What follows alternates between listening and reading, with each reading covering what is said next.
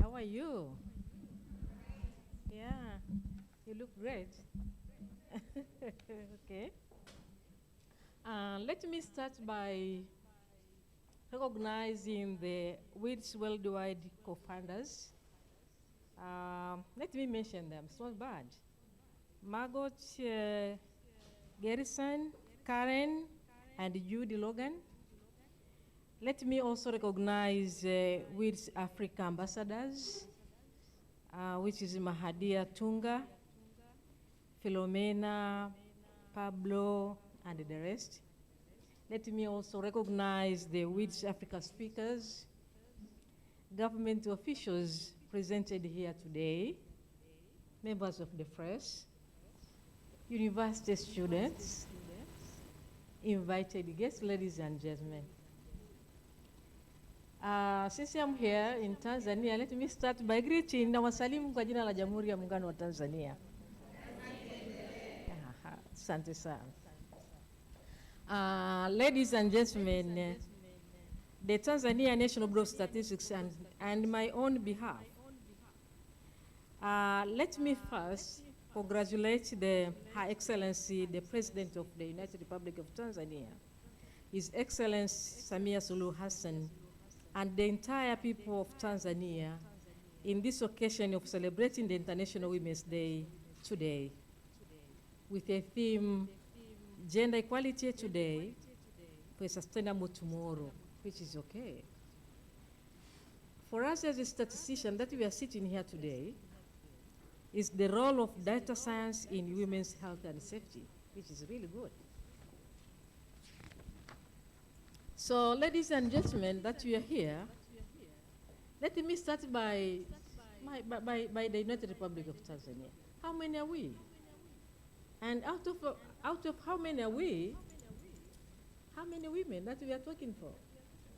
Yeah, let me do that.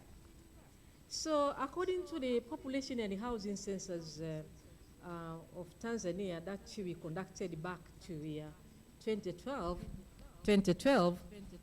the population of Tanzania by then it was 44.9 million people. Then what we did as a statistician is to do a projections. And for now we're anticipating to have a population of around 60 million people plus. So out of these 61 million plus people, we are intending to have 51% of this population being women. So we can see clearly that women are majority here in Tanzania. And not only in Tanzania women are majority, but rather across the globe. Women we are many, but are we empowered? This is really what we are looking for. Yes? Okay. So, so I feel greatly honored to be invited today here. And let me also take this opportunity to commend the organizers of the second WIDS Africa Conference, which coincided with the annual WIDS Worldwide Conference that is being organized by Stanford University in the United States, and also the dLab as the WIDS ambassador in Tanzania in collaboration with BioNet in South Africa and Microsoft Africa Research Institute based in Kenya. Let me say well done and congratulations, dLab ambassadors in Tanzania. Keep it up. I don't want to talk my personal journey because I've already been introduced. Being a statistician general, starting 2007 to date, it's not a big job. Yeah. Yeah. More than 15 years. Serving as a statistician general in Tanzania, and not only Tanzania, rather in Africa, because I do chair the Statistical Commission for Africa. So I stand for Africa. So I hope young girls that are here, they will inspire me, isn't it? Am I right? Good.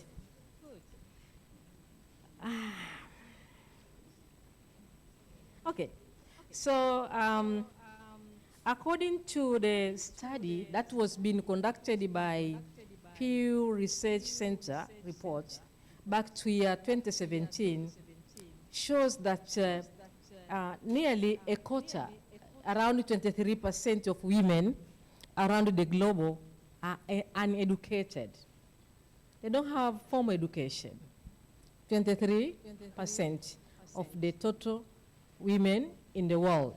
And this study was being conducted back to year 2017. So, and in terms of professions that you are now, there is approximately 15 to 22% women of all data science professionals. 15 to 22%, imagine. These are data scientist professionals, according to the various surveys that were being conducted by WEF, Global Gender Gap Report, and the BCG Research. With great privilege comes great responsibility. We who have been privileged must show the value of the education we have received. We have to do that. So I hope that by the end of the conference, you who are great women scientists in the field would from a lasting connection to inspire and report each other in creating lasting change in the society. We hope to see that in the future.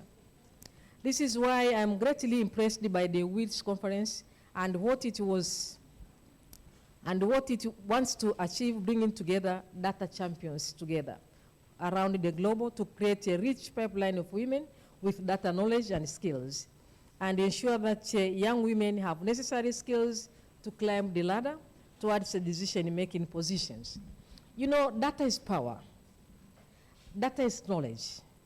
Once you have data, you have knowledge, you have power. So that's really what we are saying. Women with data. Without data, you cannot know where the opportunities are. So data is everything. Data is, I don't know really, it's like blood and heart. Heart do pump blood to the entire body. So data do pump energy, empowerment, and everything, and then you climb the ladder as much as you can if you have data and you know exactly where you invest and where you don't want to invest in the near future. So, ladies and gentlemen, allow me to talk about the role of data in gender policies in Tanzania. Let me talk this. What is the role of the data in Tanzania? As a data champion in Africa, myself, I acknowledge that data is needed for women in development. There is no leeway here.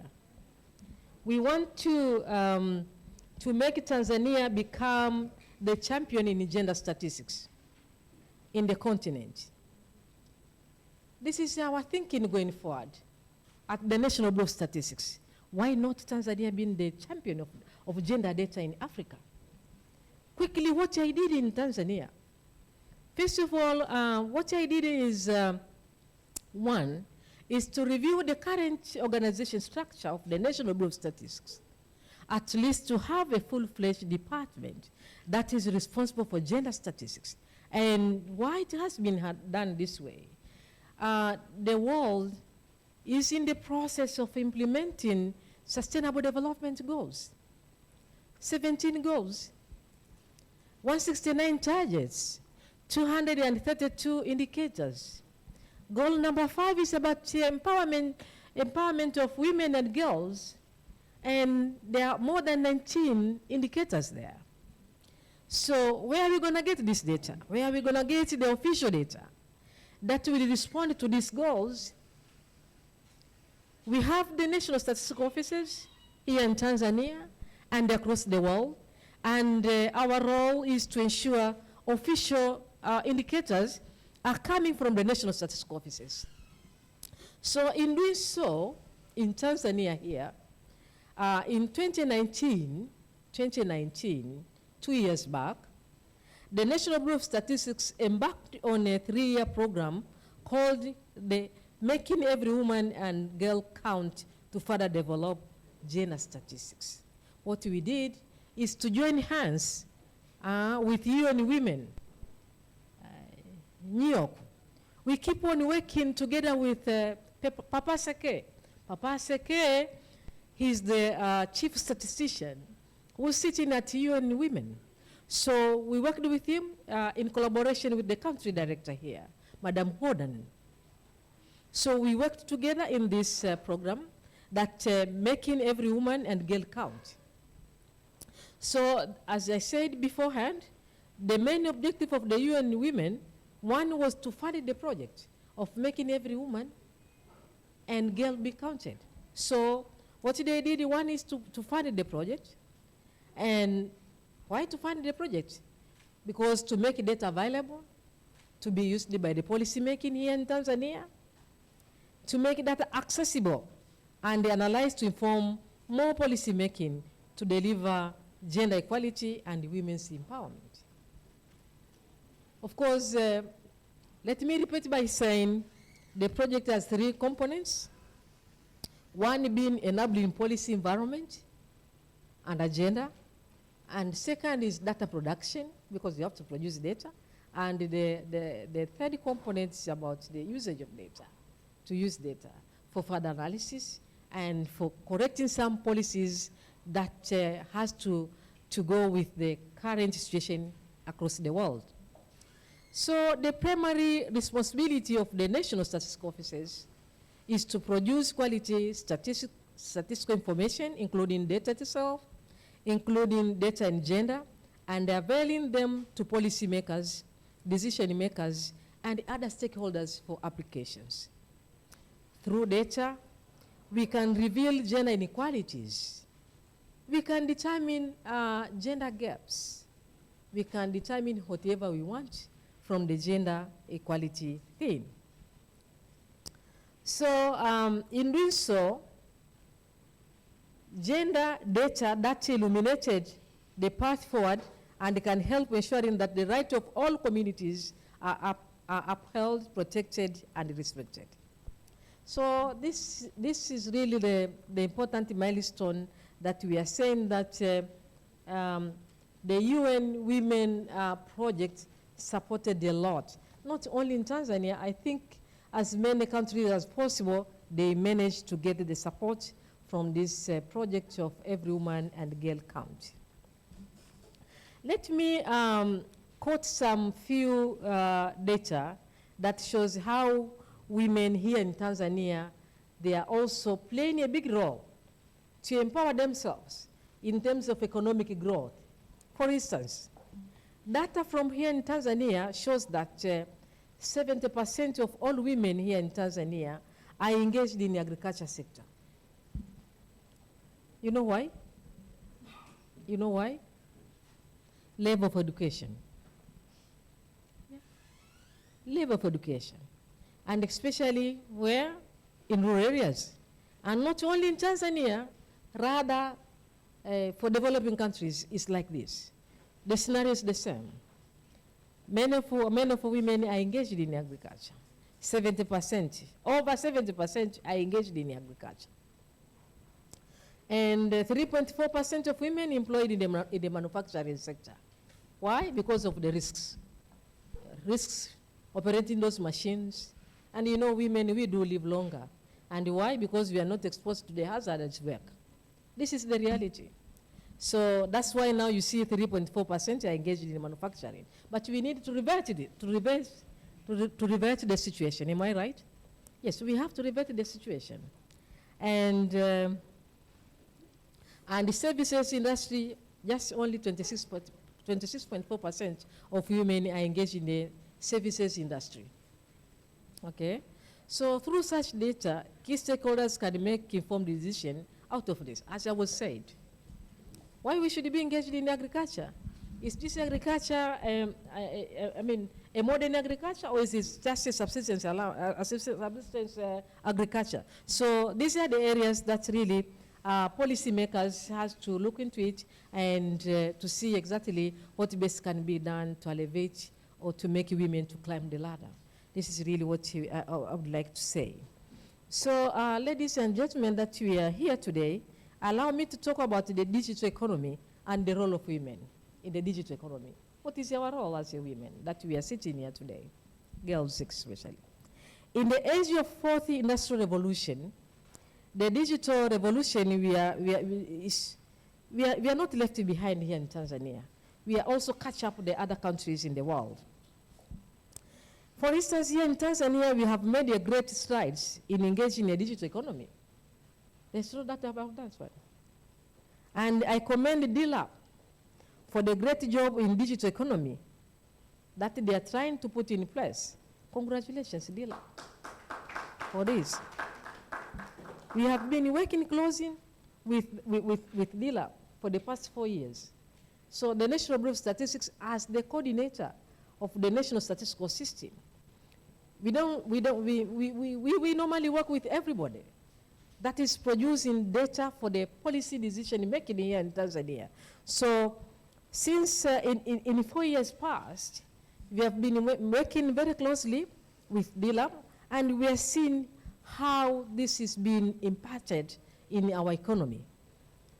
The data roadmap process that we are working together with dLab is on process, and I'm sure the data roadmap process that is where we are working on in a long-term process in line with the timeframes of the 2030 agenda on sustainable development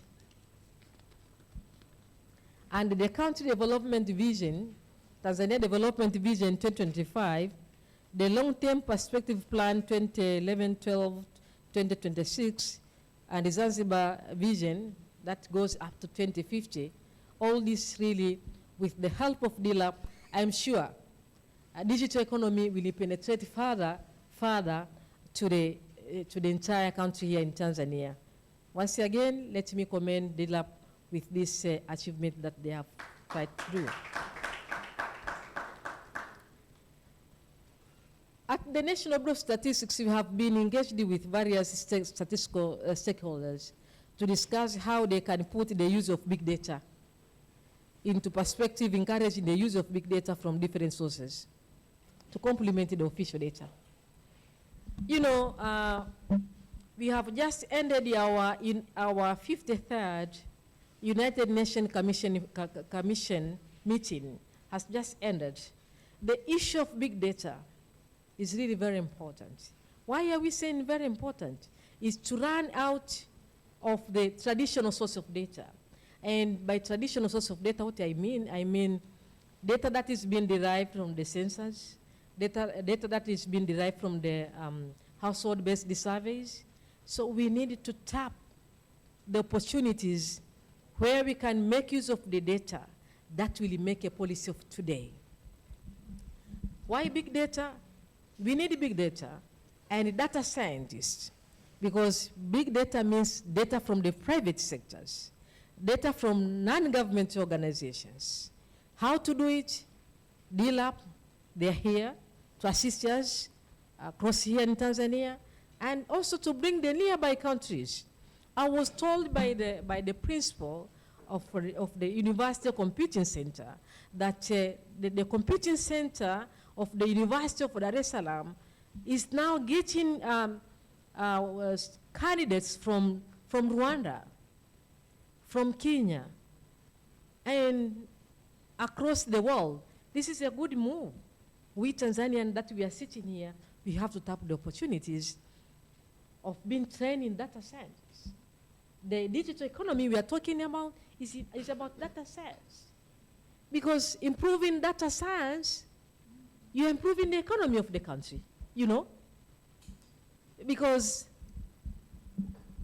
economy of the country is about the sectors.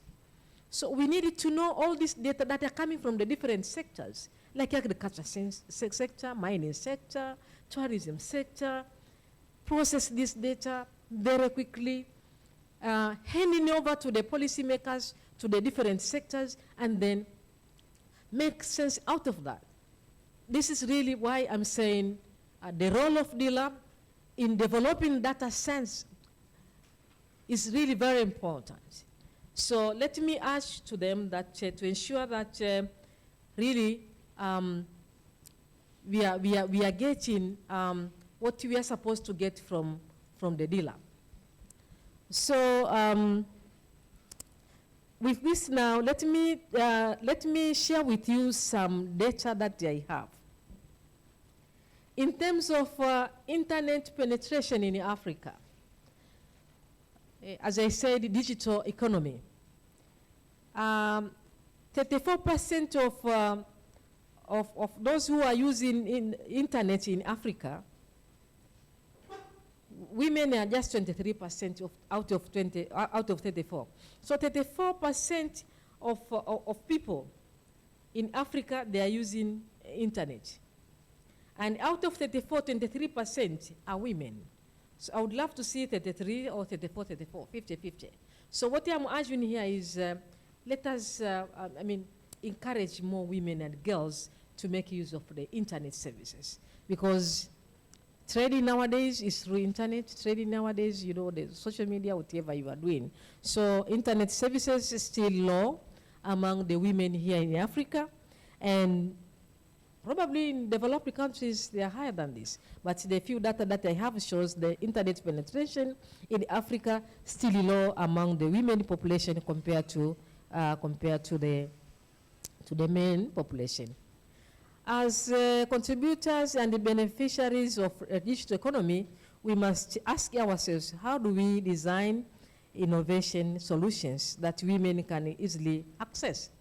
I'm throwing this ball to the dLab. Yeah. I would love to see the programs that innovate women and girls. Why they should do that? We need to see more innovation being done under this area in terms of accessibility, and think of women's experience in using them. I know we have a lot of challenges, we women and girls, but we cannot be left behind. We have to champion just like the men and women, the men and boys, the way they are doing. So I hope these are the challenges that are posed to the dLab, and I hope things will move. And by next year, we'll appreciate more innovations in terms of accessibility and in terms of usage, so that internet penetrations goes further. I would love to see 50-50, not 34 vis-a-vis 23 women in Africa. So let me end by saying that the government of the United Republic of Tanzania will conduct the population and housing census. And this will be our 6th population and housing census to be conducted here in Tanzania. The previous census were conducted back to 1967, 1978, 1988, 2002, and the last one was conducted back to 2012. So why I'm saying this, because the population and housing census this time round is going to be paperless. It's a digital census in all stages. So you can imagine that we will be using tablets to collect data for 60 days here in Tanzania, imagine, with a population of 60+ million people who will spend the census night here. So data science becomes very, very important in terms of executing this population and housing census that is going to be conducted here in Tanzania. And it's not very far now. It is in August this year. And the date of the census, the president himself will announce that. So let me also invite dLab to join hands with the government of Tanzania, and especially the National Bureau of Statistics. You bring all these young ones at my office so that I know this, all these heads are the IT guys, that they will really help us to move very quickly to program those tablets. All the people like us will be there just supervising you guys, ensuring everything is in place, and then you manipulate these numbers for the future generation of the people. Because we told for you also, if we didn't conduct the 2012 population and the housing census, we could not even know how many you guys are we. We could not even know how many women, girls are here in Tanzania. So we love you guys to join hands with us so that we work together to ensure the successful conduction of the population and housing census. Of course, let me say a few.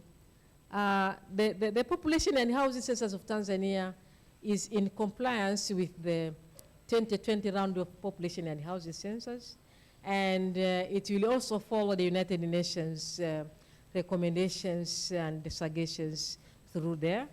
And some few questions are country-specific questions that will help us to respond to some of our policies here in Tanzania. And of course, it's gonna be the de facto census because we don't have huge amount of money to do the de jure census where somebody spends the census night.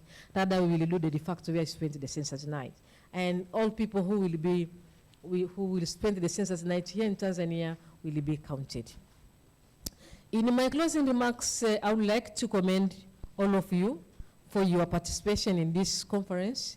And I hope that by the time it is been done, you will also be inspired to continue in the work that you have been embarked on in your respective fields. Please remember that the work that you do is very important, and together we can achieve great things in this country of ours. So, dear ladies and gentlemen, let me, before I end up my remarks, to request young ladies, girls that you are sitting here. There's no sweat without sweat. Am I right? Yes, so we need to sweat. We need to ensure the science subjects is under our bottom of our heart. Yes? Promise me, science subjects is everything. Mathematics is everything. Because mathematics, it makes you to think broader. Those summation of XI's is to make you think broader. Think beyond the sun. This is really what we want to see. I would love to see another president, a woman president in Tanzania, after His Excellency Madam Samia, being a woman. Why not? So we hope that ladies that you are sitting here together with boys, we venture there. So with these few remarks, let me say thank you so much, dLab, for inviting me here. And let me say that Happy International Women's Day, and it can be done. Please play your part. Thank you so much.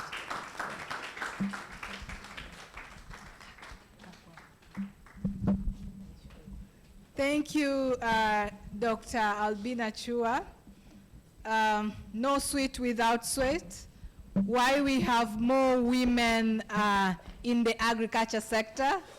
Today, I have just got to know the secret. It's because we are more illiterate, which is a bit sad, right? And why less women in the industry sector? Because women don't want to take the risk.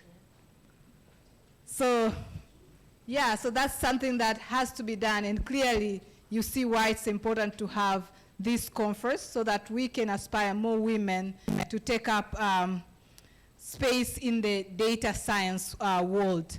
I'll just take up one question, two questions, one from online if available, and one from the floor.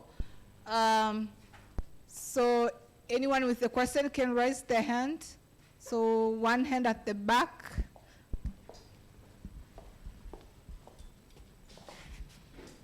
Okay, thank you for a nice presentation. I like the last sentence, that no sweat without sweat.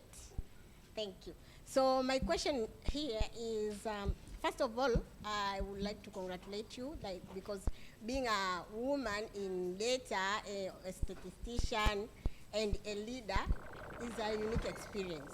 So I would like you to share with us what is the most challenging experience have you ever encountered in your leadership and in your career, and what advice do you have for the youngster that are starting a career in data? Yeah, so that's my question. Thank you. For a good questions, really. Challenges are always there. And challenges are the opportunities, eh? You don't need to fear challenges. You get challenges and then you venture. The most critical challenges as a woman leader is the discrimination, you see, in African context, and especially in the field of science, sincerely from my bottom of my heart. They say, oh, this woman, she cannot make it. She will not never do that. She will never. She's a woman. So this is a big challenge for a woman leader. And in the course of training, management training, there is a transformation of women's leader, like a caterpillar. So as a woman, you need to work thrice compared to men leaders, so that the community recognizes you. So it's the matter of working very hard and demonstrate I can. I have my education. I have my power. I stand on my own foot. Nobody is standing on my back, backing me. So hard working, networking,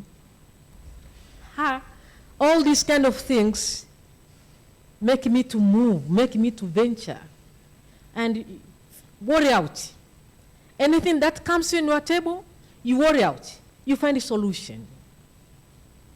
Solution is really very, very important. Even though you are in the class, even though you are in your entrepreneurship, so kind of, try to find a solution. So what really I was doing is whatever the challenge that is coming on my table, quickly is to find the solution. And also to contact as many friends as possible, to contact the supervisors. But before contacting anybody, the first thing that I normally do is to sit down and look at the challenge and say, oh, what shall I do? Very quickly doing the analysis of the challenge. And after doing the analysis of the challenge, involve the others, the subordinates that are around you, and then sit down. And sometimes this the kind of challenges that I've been receiving, sometimes you need to do some sort of analysis, assessment, very quickly assessment. What is has transpired? So that I have a real thin data that will say, okay, this challenge has to be administered this way. So the first thing that I would like to share with you is, once you see the challenge, don't panic. Don't panic by all means. If you panic, then you can't do anything. At the end, the men will start say, you see now? And you know, a woman leader, they normally pump you a lot of challenges. And by the time you see a lot of challenges, you start shaking. You start sweating all the time. And so the thing that you guys, you need to do is first to be confident. The position that I have is me. It's my education that put me here. It's my confidence that put me here. I know what I'm doing. I'm exposed more reading a lot of things. So in doing so, really, you will venture. And especially networking. Networking is really important. And devote much more time for reading, socialize a little bit, because you have to refresh your mind, and then you go. Another question? Thank you so much, Dr. Albina. It's a challenge. That's why this year we are saying we need to break the bias. Women not need to work more in order to prove themselves, though it's the actual situation. Yeah, but then there is no sweat without sweat. We need those few who can show the example. So we thank you for joining us today. Back to you, Philomena, for online audience. Thank you, Mahadia, and thank you, Dr. Thank you, and thank you, Dr. Albina, for that amazing keynote session. We're definitely challenged to do more as women. So we have 2 hands up in the online audience. Dr. Matogoro, you can go ahead first. Okay, I think Dr. Matogoro has also typed her question in the chat, so I can read it out. Congratulations for the wonderful remarks. Will NBS Tanzania also collect internet usage statistics as part of this year's census? Level 5 dataset at NBS are not accessible and so expensive to our. Is there a plan to make this data available as an open dataset for the public to consume? The question is the National Bureau of Statistics Tanzania collecting the statistics on internet usage, and if so, are you planning to make it available, if not already? Oh yeah, we do collect this kind of information, and even in the population and the housing census questionnaire, we have put one question on the internet accessibility across all the members of the households. So once we are done with this population and the housing census, we'll have a complete coverage for the internet penetration here in Tanzania. But in collaboration with Statistics South Africa, we normally do a study called RIA. RIA is a regional accessibility for the internet, something like that. So we normally conduct these surveys in collaboration with Statistics South Africa and the other parties. I don't remember very well, but it's a survey that is being conducted every after 3 years. But for the population and the housing census, really we do have those kind of questions. Yeah. Thank you so much. Back to you, Philomena. Okay, thank you, Dr. Ari. So Gloria has the same question. I believe it's in the same lines, and she's also requesting for a copy of the speech after this. So we'll share the link to the recording, I believe, after we're done with the conference. Hello. Hello. Hello. Okay. Yeah. Thank you so much. This is Dr. Matogoro speaking from the University of Dodoma. I congratulate Dr. Albina for the wonderful remark.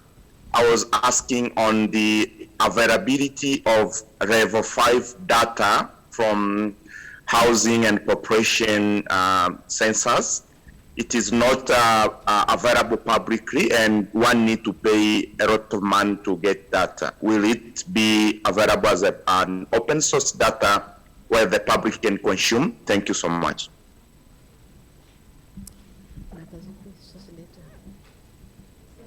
He's asking for the level 5 data. Currently, somebody has to pay. So will that be made available for free? Thank you so much from Dodoma University. According to the Statistics Act, I don't know whether you are familiar with the current Statistics Act of 2015 with this revision back to 2018-19. You know, data, statistical information is a public use. So we don't sell any more data to a public to use. And we have a policy for microdata. And when I'm talking about the microdata, these are the individual data for the respondents that we do collect at the household level.